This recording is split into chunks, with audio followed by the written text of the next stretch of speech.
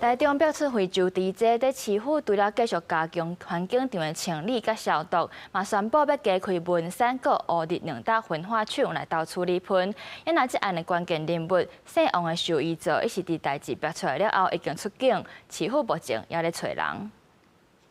防疫人员伫咧市都场采样，台中市五车区市都场发现非洲猪只，伫台中市政府全面清消了，医院伫工厂验出2个环境病毒阳性反应。农业部认为无够彻底，市府立即搁做第2遍的清消。非洲猪瘟的对环境的抵抗力非常强，那所以我们去看环境里面，如果这样经过消毒，还有残存的病毒存在，那表示 清消做的不够彻底。市府获报之后呢，马上就在昨天，我记得是6点半晚上6点半的时候呢，就连夜的呢来进行再次的全面性的清消的工作。 因那市都场的猪到底死几只？台中市政府自一开始讲117只，尾啊改做78只。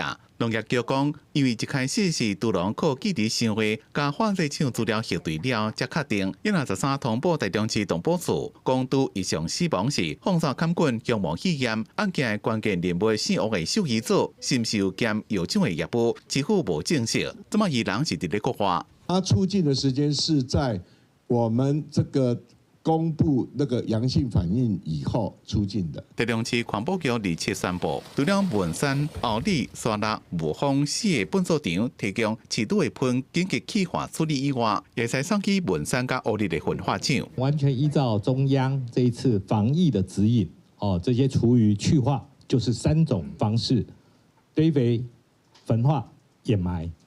我相信各县市都会随着时间的演变， 会继续来做滚动管理。台中市长罗秀燕2主持市政会议，所以无参加非洲猪只记者会。市府讲，下昼会甲1条的完整报告送去予中央，提供后一阶段防疫政策的参考。记者综合报道。